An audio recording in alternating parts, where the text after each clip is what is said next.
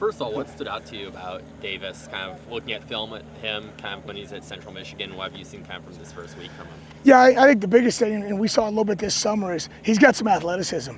You know, he might not be quite as long as some of the tackles that have been here in the past, but he's got the feet, the move, and the athletic ability.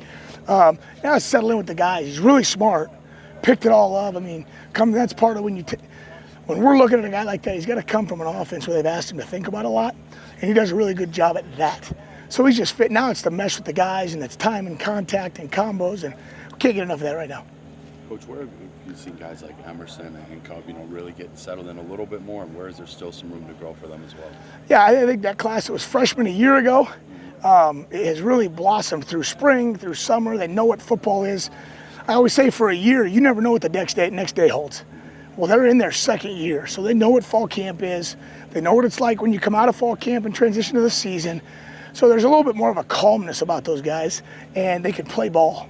Where I think as a freshman, you're just trying to drink through a fire hose, and this class of young guys now, that's what they're going through.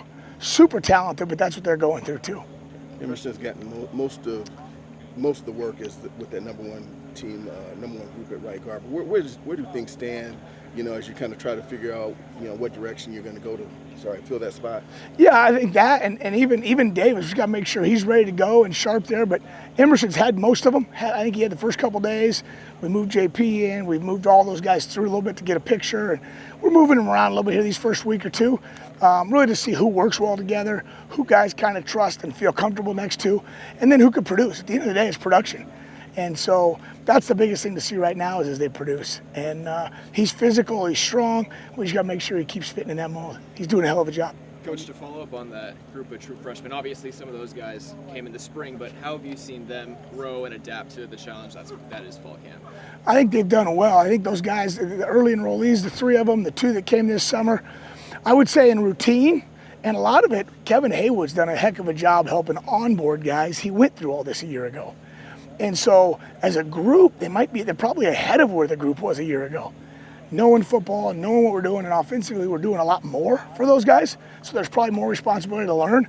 They're doing a really good job in that part. So I'm excited about the future of those guys. When you're working with an offensive coordinator who's considered very O-line friendly, has an O-line background, how have you just kind of seen that resonate with your guys this season? Well, where I came up as a player and a GA, that's what it was. Our head coach was a line guy. And we're all going to know, and I know where his eyes are going to go first, and I love it.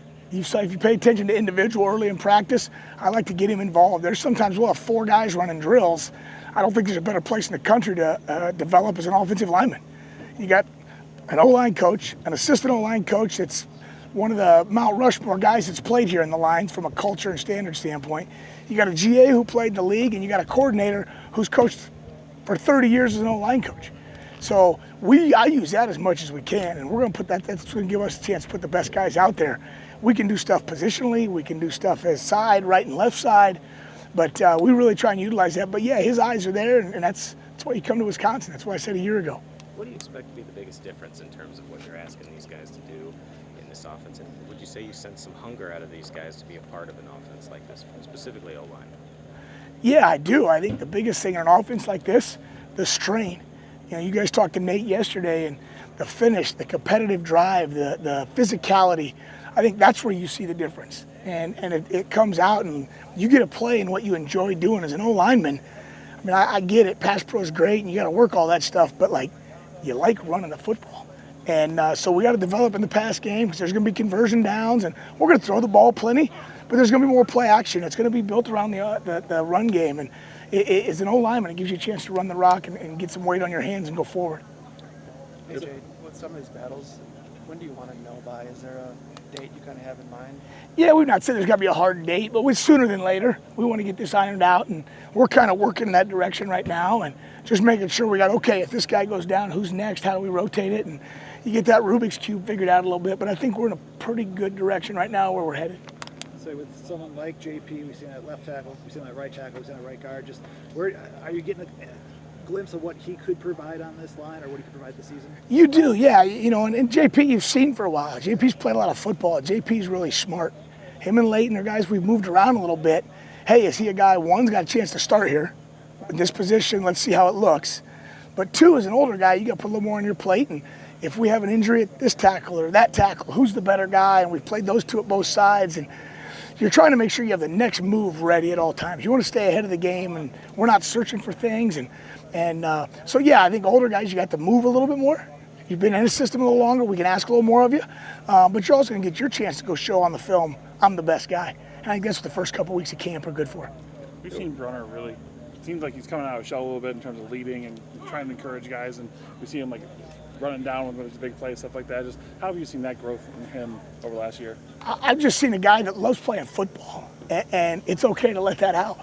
You know, I think when times get tough, and I've been places where it's been really good, I've been places where it's really bad, I've been places where there's ups and downs, and what I've found is the guys who love playing the game, you got to let everybody feed off of that. And so we've kept encouraging him to speak up and lead, and you see 3 or 4 more guys downfield where he's at blocking. You see more guys sustain the blocks longer. What you emphasize is what you're going to get. So if you sit there and you harp about all the stuff that's not right, you're going to get more not right. Guys put in their head what they see, what they hear. And so he's a guy we really get to champion how he plays and what he does. What's the biggest difference? I was going to say, as far as Riley goes, veteran guy, what's the next step, do you think, for him in terms of, his game? I think the next step for Riley in his game is his leadership. He started speaking up more. He's taken a little bit of an offensive leadership position. You don't see the rah-rah, and that's not his personality. We don't want guys to be fake. We want authentic leadership. But he's the guy that speaks up at team meetings. He's the guy that if it is going bad, he'll grab it by the reins and say, let's go. And so I think that's been the part I've seen more right now from the football game is the strain and the finish. Really, out of all those guys, that's the difference in the 4 and 6 and 8 yard runs and 22, 24, and 48 yard runs. And so between them, the receivers, the offense, the fun part's been watching these guys do everything together. And that's what creates the big explosive plays. You talk about strain and finish. That's something, it might be hard for the lay person to actually see what that means. Are you able to show guys on film, like maybe? Totally. Yeah, we got to watch a little more of the wide shot, because if a guy's straining and finish and the ball goes away, once you're into that play for a second or two, you know who you have. He knows who he's tied up with, and it's that battle for 6 to 8 seconds. And it's how long you can stay attached. I don't care if I'm far away from the play, I never just stop and jog and watch. And that's the part where a ball bounces back or something cuts or somebody misses a block and it comes back to you, where that strain really helps make the big plays. We coached had some issues with the snaps on Saturday. Yeah. How do you guys address those? Well, we like anything else. If a guy has a trouble in a pass set one game, you got to go back, break it down, go to elementary 1 and work through it. We brought the next day when we had a couple snaps with the twos, is we brought some cameras out. We film it from the ground up. We see where the mesh is with the quarterbacks. We see where the laces are in the center's hands. We check his grip. We see if he's pulling or pushing. You just break down the mechanics like any other movement you would. And you saw that clean up for the guys that had issues today. Runner was really complimentary of you as a coach. Your greatest coach, I think, was the word that he used. Knowing how to coach each guy, was there a point in your coaching career where you kind of really refined that?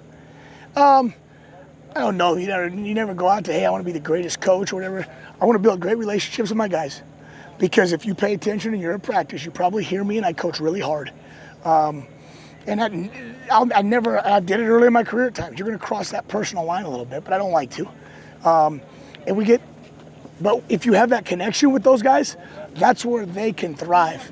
In this day and age, there's not a lot of people that will even come close to that fence. I'll be the first one to say, hey, Riley, I was wrong on that one. It was his eyes should have been there. And I try and make and correct those mistakes in front of everybody too. If you're going to coach them hard, and it's just a two-way street. And so I think at the end of the day, it's no different than any other business. It's people skills and relationships. I think that's coaching. That's all that is. Coach, I know it was obviously a tough blow to lose Kevin Haywood. Where is he at and how are you guys able to kind of keep him involved in this? Kevin's doing him and Barrett Nelson are doing a hell of a job. They're like, I call them co-coaches, and they switch off and we watch film. We'll split up old guys, young guys with the coaches that we have, and they'll take turns each day. And so Kev will speak up in that room. Now he feels like an older guy, just like he would if he was playing. Hey, this is what you got to do. This is how it works. This is what the periods are going to look like. And then they switch, and then he's back in with the old guys now, and so he's one of the guys. And I think that's the biggest thing, is just keeping him connected, and he's doing a hell of a job. As far as the snaps go, it seems like after those struggles, Kerry was getting more work at center. Was that a reaction to that? I know he played that last year, but no, Kerry and Ryan have been the two guys that we see in there, and Ryan had some early. And Kerry jumped in, and it's like, they say the yips in baseball when it's pitching or hitting, and you get that a little bit, it becomes the emphasis, because it's not a hard skill. The hard skill is what you do after it. So everybody's in a hurry to get to the next thing. You just got to slow them down. And when you get a chance to do that, and they get out here and they work on it, and take a deep breath, play ball, and they had no issues today. So it's fun to see them move forward in that one. When you've got a center like Jake, who's a veteran, been around a lot of training camps, do you do anything different maybe to push him in terms of like not letting him get in that training camp malaise that older guys can sometimes do? Yeah, I think, and you talked to him early, and I let him know I'm going to coach you harder than I've coached you. The details, the strain, everything I'm just going to ask for more than I have in the past, and I think that's what we owe to them as coaches. As a guy gets better, they need more push and more pull. And so just after, we see you for 2.5 hours a day, but what happens afterwards, just like with meetings and other things, just how's the schedule set up and how does it work to your advantage? Yeah, I'm probably late to my lunch right now. We'll be watching film by 12:15 as an offensive staff. So we got to get it to go lunch, we got to shower. That'll be my only time in my room until about 9:15. We're meeting, we're with the players, we go back to meetings with the guys, we come out here to walk through, we eat dinner with the guys, and then we have staff just to clean up, make sure we're ready for the next day. It's about 9 o'clock after we have an 8 o'clock team meeting. So let the guys all talk and a connection time, and it's a fun day. It's football. It's what you come out here and it's what you leave town for. Been good. Thanks, guys. Appreciate you. See y'all soon. Appreciate it.